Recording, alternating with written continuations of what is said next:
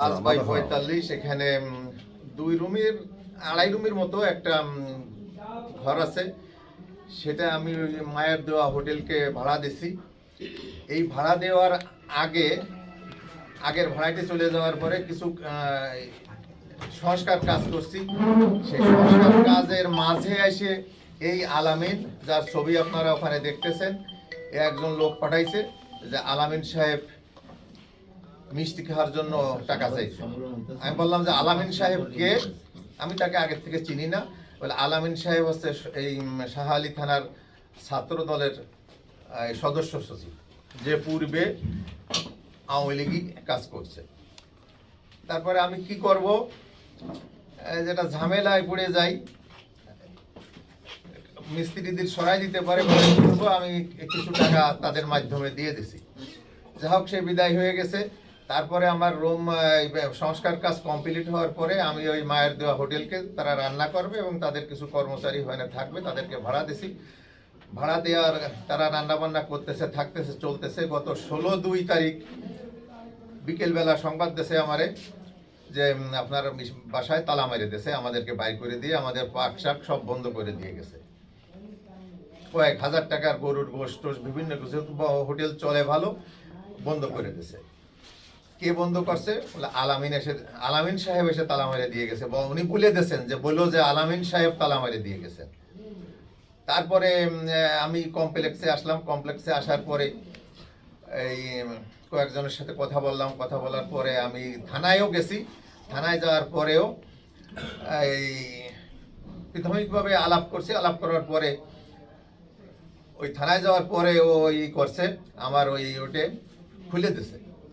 সংবাদ পাইছেও যে খুলে দিছে। পরে আবার এখানে আসছি সেই সন্ধ্যার পরে। আসার পরে দেখি যে না, সে নাই।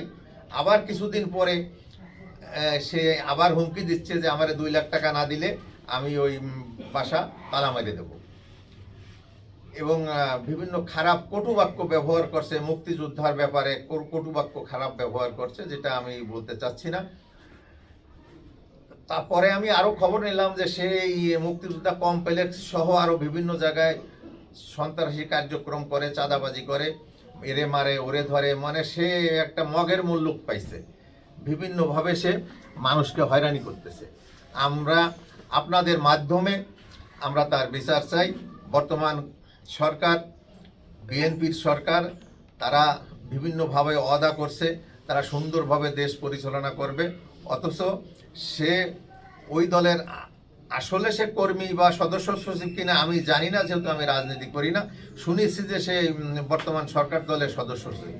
তা আপনাদের মাধ্যমে আমরা তার বিচার চাই।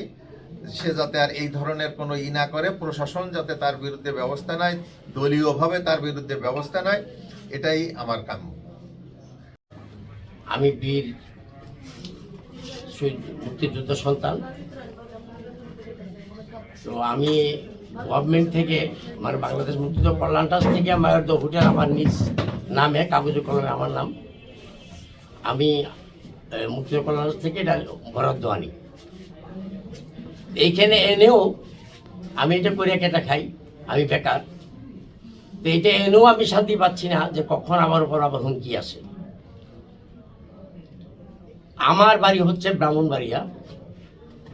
তো আমার টিআই লিটনের বাড়ি হচ্ছে নড়াই, অথচ প্রতিবারই তাকে হুমকি দিচ্ছে এটা নাকি টিআই লিটনের হোটেল, অথচ গভর্নমেন্ট থেকে, বাংলাদেশ মুক্তিযুদ্ধ কল্যাণ ট্রাস্ট থেকে আমি নিজ নামে, আমার নামে আমি আনছি। বারবার খুব একটা ইয়ার মধ্যে আসি যে কখন কোনটা কোন সময় ঘটনা ঘটাই ফেলে। গভর্নমেন্ট থেকে এনেও আমরা শান্তি পাচ্ছি না, যে এটাও যে কোনো সময় সে দখলে নিয়ে যেতে পারে। আমরা কি অস্থিরতার মধ্যে বসবাস করতেছি। তো আর বেশি কিছু না, আমি চাই শুধু যে বাংলাদেশ সরকার, বর্তমান বিএনপি সরকারের কাছে আমার আকুল আবেদন, আমরা যেন সঠিক এবং সুন্দর একটা বিচার আমরা পাই।